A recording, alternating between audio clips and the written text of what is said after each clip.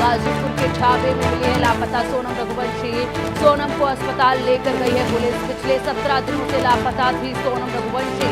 2 जून को पति राजा का शव मिला था। इंदौर से हनीमून मनाने मेघालय गया था कपल और उसके बाद यूपी के गाजीपुर की सोनम मिली है।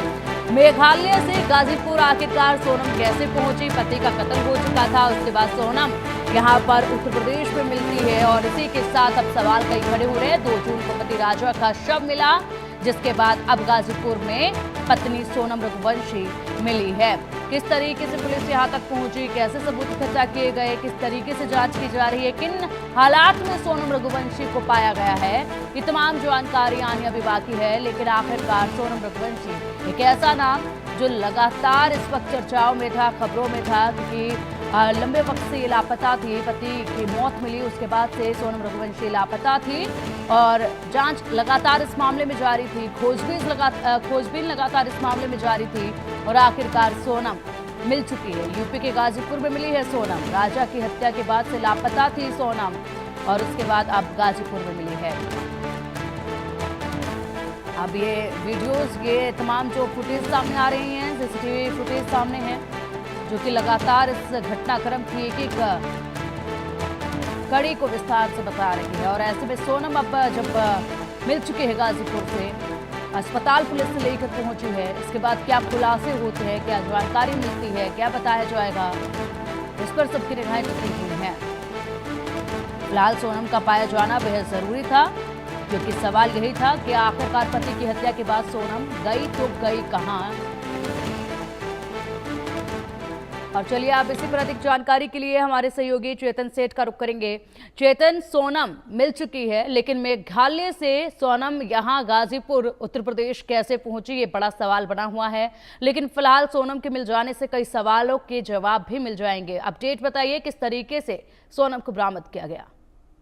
हाँ बिल्कुल, देखिए तमाम सवाल हैं। गाजीपुर के एक ढाबे से जिस तरीके से सोनम ने अपने पिता को फोन किया और जैसे ही उसकी लोकेशन ट्रेस हुई, गाजीपुर पुलिस ने इंदौर पुलिस को सूचना भी दी और सूचना देने के बाद अब मेघालय के मुख्यमंत्री ने भी ट्वीट किया है, जिसमें एक बात का खुलासा हुआ है कि 3 हमलावरों को भी गिरफ्तार किया है और राजा की हत्या सोनम ने ही कराई थी। तो ये बात अभी तक सामने आ रही है। डीजीपी ने इस बात का दावा भी किया है और मुख्यमंत्री ने इस बात का ट्वीट कर जानकारी भी दी है कि जो महिला है उसने अपना आत्मसमर्पण भी किया है, यानी कि सोनम ने अपना आत्मसमर्पण किया है और 3 हमलावरों को मध्य प्रदेश से गिरफ्तार कर लिया गया है। यानी कि तमाम पहलू इस पूरे मामले से अलग अलग एंगल से देखे जा रहे थे। आखिरी सीसीटीवी फुटेज आया, राजा की बॉडी मिली, उसके बाद तमाम आकलन लगाए जा रहे थे और दावा यह भी किया जा रहा था कि सोनम का हो सकता है कि अपहरण भी हुआ हो। लेकिन अब सोनम जिस तरीके से गाजीपुर में मिली है और अब उसको अस्पताल ले जाया गया है, उसका मेडिकल कराया जा रहा है। हालांकि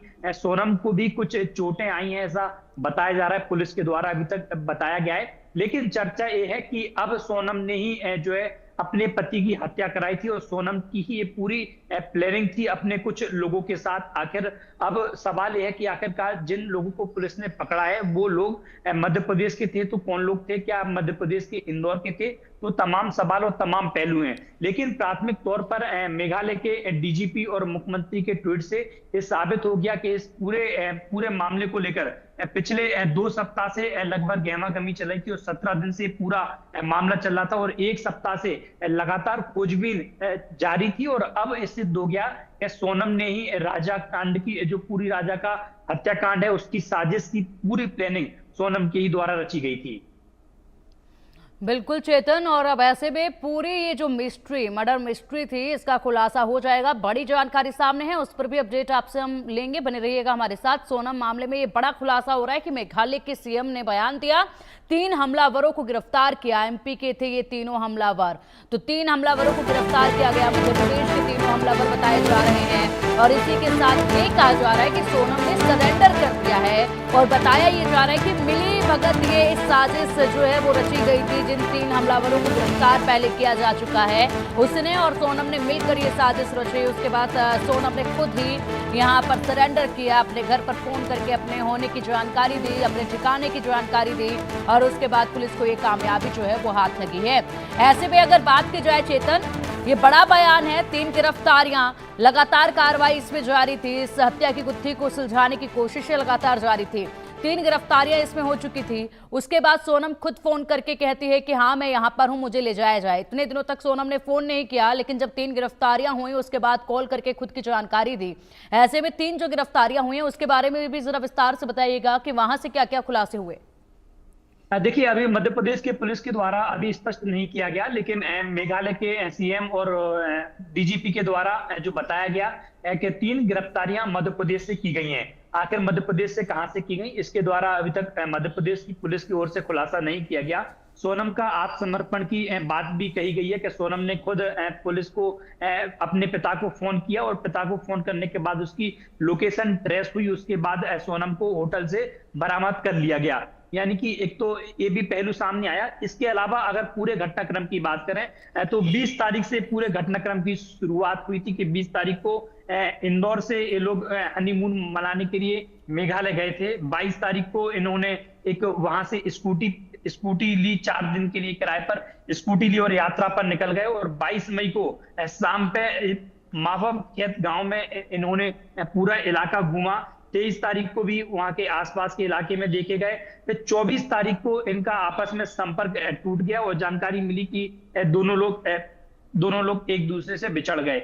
यही कारण था कि उसके बाद पूरा मामला चलता गया। मध्य प्रदेश के तमाम मंत्री, चाहे मुख्यमंत्रियों ने मेघालय पुलिस से और मेघालय के मुख्यमंत्री से भी संपर्क किया और 27 मई को शाम को इनकी जो है सर्चिंग की गई। सर्चिंग के दौरान बातचीत चली, मेघालय के सीएम से बातचीत भी गई। 28 तारीख को फिर इंदौर के सांसद ने मेघालय के मुख्यमंत्री को फोन किया, उनके पुलिस के अधिकारियों से भी उन्होंने मुलाकात की और बातचीत की। 29 तारीख को तेज बारिश के कारण जो है सर्चिंग को रोक दिया गया था। 30 तारीख को फिर सर्चिंग चली, उसके बावजूद भी सर्चिंग में कुछ पता नहीं चल पाया। 31 तारीख को फिर सर्चिंग चली, लेकिन बारिश के कारण सर्चिंग को रोक दिया गया। 1 तारीख को ज्योतिषी के द्वारा कुंडली दिखवाई गई, उसमें तमाम चीजों का पता चला। और 2 तारीख को राजा का शव खाई में मिला। यानी कि 2 तारीख से आज 9 तारीख हो गए, 7 दिन हो गए। 7 दिन के बिल्कुल बाद चेतन, पूरी टाइमलाइन थी ये, जिस तरीके से यहाँ पर हत्या की गई थी। फिलहाल बड़े खुलासे होने हैं क्योंकि लगातार यहाँ पर सोनम की तलाश जारी थी, वो अब पूरी हो चुकी है और गिरफ्तारियां इसमें हो चुकी है। अन्य